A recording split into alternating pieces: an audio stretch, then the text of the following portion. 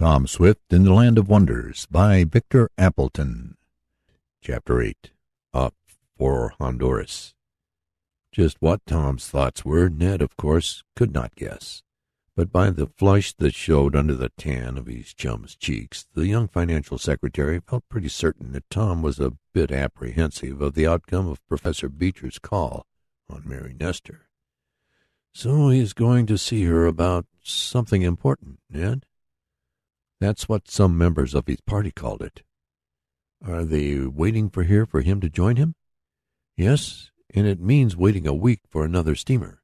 It must be something pretty important, don't you think, to cause Beecher to risk that delay in starting after the idol of gold?" "Important? Yes, I suppose so," assented Tom. "And yet, even if he waits for the next steamer, he will get to Honduras nearly as soon as we do." "How is that?" "The next boat is a faster one." "Then why don't we take that? I hate dawdling along on a slow freighter." "Well, for one thing, it would hardly do to change now, when all our goods are on board. And besides, the captain of the Relstab on which we are going to sail is a friend of Professor Bumper's." "Well, I'm just as glad Beecher and his party aren't going with us," resumed Ned after a pause. "It might make trouble." "Oh, I'm ready for any trouble he might make," quickly exclaimed Tom. He meant trouble that might be developed in going to Honduras and starting the search for the lost city and the idol of gold. This kind of trouble Tom and his friends had experienced before, on other trips, where rivals had sought to frustrate their ends. But in his heart, though he said nothing to Ned about it, Tom was worried. Much as he disliked to admit it to himself, he feared the visit of Professor Beecher to Mary Nestor in Fayetteville had but one meaning. "I wonder if he's going to propose to her," thought Tom. "He has the field all to himself now, and her father likes him. That's in his favor. I guess Mr. Nestor has never quite forgiven me for that mistake about the dynamite box. And that wasn't my fault. And then, too, the Beecher and Nestor families have been friends for years. Yes, he surely has the inside edge on me. And if he gets her to throw me over, well, I won't give up without a fight." And Tom mentally girded himself for a battle of wits. "He's relying on the prestige he'll get out of this idol of gold if his party finds it," thought on the young inventor. "But I'll help find it first. I'm glad to have a little start of him, anyhow, even if it isn't more than 2 days. Though if our vessel is held back much by storms, he may get on the ground first. However, that can't be helped. I'll do the best I can." These thoughts shot through Tom's mind, even as Ned was asking his questions and making comments.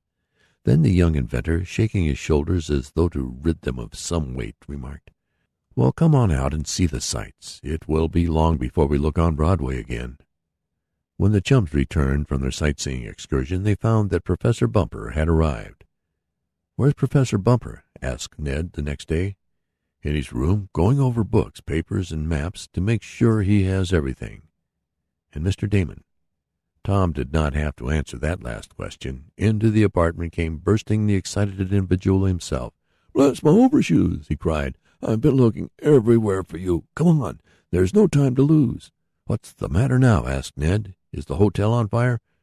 "Has anything happened to Professor Bumper?" Tom demanded, a wild idea forming in his head that perhaps someone of the Beecher party had tried to kidnap the discoverer of the lost city of Pelone. "Oh, everything's all right," answered Mr. Damon, "but it's nearly time for the show to start, and we don't want to be late. I have tickets." "For what?" asked Tom and Ned together. "The movies," was the laughing reply. "Bless my loose ribs, but I wouldn't miss him for anything. He's in a new play called Up in a Balloon Boys. It's great." And Mr. Damon named a certain comic moving picture star in whose horseplay Mr. Damon took a curious interest. Tom and Ned were glad enough to go. Tom, that he might have a chance to do a certain amount of thinking, and Ned, because he was still boy enough to like moving pictures. "I wonder, Tom," said Mr. Damon, as they came out of the theater 2 hours later, all three chuckling at the remembrance of what they had seen. "I wonder you never turned your inventive mind to the movies." "Maybe I will some day," said Tom. He spoke rather uncertainly. The truth of the matter was that he was still thinking deeply of the visit of Professor Beecher to Mary Nestor, and wondering what it portended. But if Tom's sleep was troubled that night, he said nothing of it to his friends. He was up early the next morning, for they were to leave that day, and there was still considerable to be done in seeing that their baggage and supplies were safely loaded, and in attending to the last details of some business matters. While at the hotel they had several glimpses of the members of the Beecher party, who were awaiting the arrival of the young professor who was to lead them into the wilds of Honduras. But our friends did not seek the acquaintance of the rivals. The latter likewise remained by themselves, though they knew, doubtless, that there was likely to be a strenuous race for the possession of the idol of gold. It was presumed buried deep in some forest-covered city. Professor Bumper had made his arrangements carefully. As he explained to his friends, they would take the steamer from New York to Puerto Cortes, one of the principal seaports of Honduras. This is a town of about 3,000 inhabitants, with an excellent harbor and a big pier along which vessels can tie up and discharge their cargoes directly into waiting cars. The preparations were finally completed. The party went aboard the steamer, which was a large freight vessel, carrying a limited number of passengers, and late one afternoon swung down New York Bay. "Off to Honduras!" cried Ned gaily, as they passed the Statue of Liberty. "I wonder what will happen before we see that little lady again." "Who knows?" asked Tom, shrugging his shoulders, Spanish fashion. And there came before him the vision of a certain little lady, about whom he had been thinking deeply of late.